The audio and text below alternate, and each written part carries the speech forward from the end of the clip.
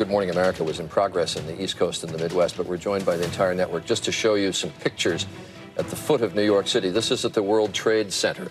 Obviously a major fire there, and there has been some sort of explosion. We don't fully know the details. We just saw another plane coming in from the side. So this looks like it is some sort of a concerted effort to attack the World Trade Center that is underway in downtown New York. Charlie Gibson, nearly 20 years ago on 9/11, and we are glad to welcome him back now. Charles Gibson is joining us along with Chief Global Affairs anchor and This Week anchor Martha Raddatz, Chief Justice Correspondent Pierre Thomas. And Charlie, I just have to begin. Take us back to those first moments when you were watching and telling the whole world what was going on. Well, we were in a commercial break, and Stu Schwartz, who was our control room producer, said something's happened at the World Trade Center. We think a plane has hit the building, but we don't know for sure. We have a traffic camera trained on the North Tower. You're on the air, go. And that's all the warning we had. Diane Sawyer and I were there, and we were bewildered. We were bewildered just like everybody else. And then, of course, the second plane came into frame, and you just played the little bit after that, and we knew at that point the United States was under attack. But internalizing that, George, you know, the hardest part, first of all, I don't think any of us ever imagined that a plane could be used as a weapon against a building. And then later that people would jump was just beyond my ken. And then that the buildings would come down. Each one of those was such a shock. It took so long to internalize it. And to realize just the magnitude of what we were undergoing. And Diane, when that second plane hit, said, "Oh my God." And I've always thought what a wonderful reaction that was. She knew just right away that we had a lot of people gone. A lot of people gone. We couldn't have imagined also, Martha Raddatz, that it would lead to America's longest war, a 20-year war that just ended last week. And it has a lot of people wondering, especially those in the military, were the sacrifices worth it now that the Taliban is back in charge? And a lot of people are questioning that. But if you talk to people who are actually on the ground, they say, we did what we were told to do. We fought for the United States. We fought for the brothers and sisters next to us. So I think they are trying to make peace with that, but I think the bigger question, George, and you alluded to that, is why were we there for 20 years? And when you look back and you look at all the change in one general after another saying, we can do it. I think that's very much a military mindset. We can do it. We can do this. But I think it was going much more poorly than we knew about at the time. They were determined to make a difference, but there was so much that was going wrong and so much the public didn't know, especially those Afghan forces.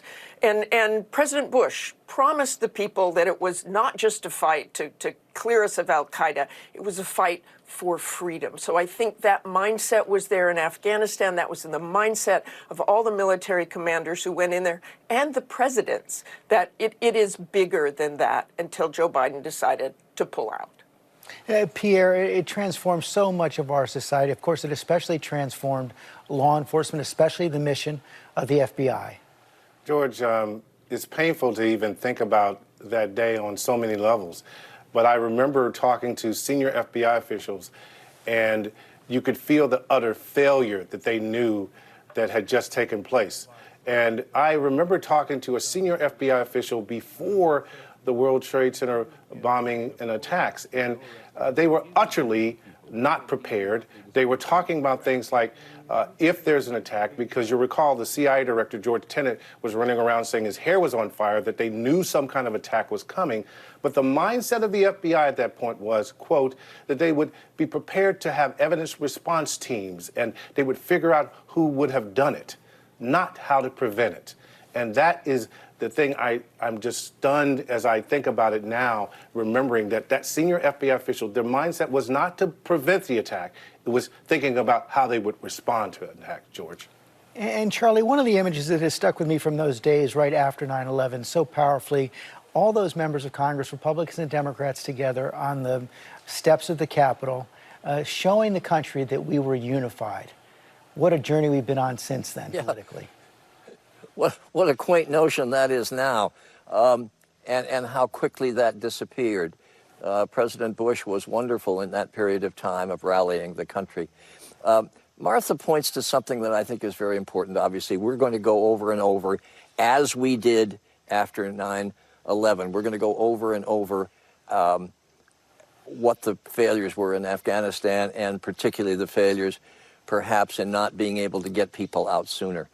But what I came out of 9/11 with, and it's the parallel that I see here, is the future. We came out of 9/11 with our naivete destroyed, the belief that we were an insular nation with two oceans to protect us. That went away, and we began to realize we are vulnerable. And the question was just how vulnerable are we, and how continually vulnerable are we going to be? Now what I worry about, because this is such a difficult country, Afghanistan, to govern, can the Taliban actually have it, or are we going to have something like Somalia with just warlords in charge in various parts? But do we have any residual leftover intelligence in that country that can give us some warning, or will it become simply a breeding ground for future attacks? Those are the questions we're left with, I think, now, attacks against the United States, and those were the questions we were left with after 9/11.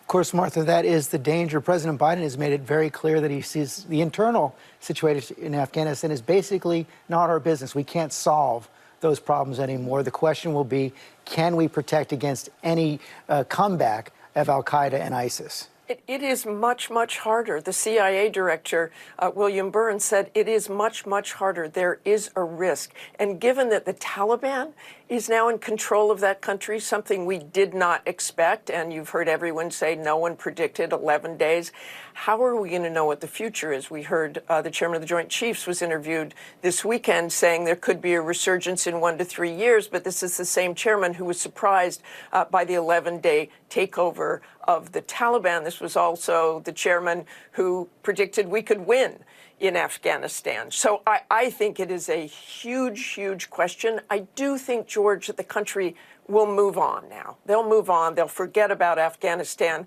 What Joe Biden did is supported by the public, maybe not the execution of that, which was chaotic and deadly, but they'll move on. And meanwhile, things will fester there. But what has happened is we will look as a nation at how we fight wars, why we fight wars, but this will probably reappear in a few years, and there will be a larger threat, George. And Pierre, finally, one of the ironies of these last several years, for so many years, al-Qaeda and ISIS, the #1 terror threat to the United States, now the #1 terror threat, homegrown. That is exactly right. They're more concerned about far-right radicals. They've killed more people in this country since 9/11 than foreign-based terrorists. Right now, as we approach 9/11, George, I can tell you, I was speaking to a senior law enforcement official, and they're less concerned about the capacity of al-Qaeda or ISIS to do a 9/11 scale attack. I don't know if they'll ultimately be proven correct about that. But they're more concerned about the fact that ISIS and al-Qaeda, through social media, can basically brainwashed people thousands of miles away to act independently without command and control from them. That is the concern this week. And I can tell you, combined with the domestic terror threat and that threat, law enforcement is as antsy as I've seen them in quite some time. Thank you all for your reflections and your insight. That is all for us today. Our commemoration of the 20th anniversary of the 9/11 terrorist attacks will continue this week on all our programs with live coverage of the ceremonies in New York, Washington, and Shanksville at 8 a.m. Saturday. Hi, everyone. George Stephanopoulos here. Thanks for checking out the ABC News YouTube channel. If you'd like to get more videos, show highlights, and watch live event coverage, click on the right over here to subscribe to our channel. And don't forget to download the ABC News app for breaking news alerts. Thanks for watching.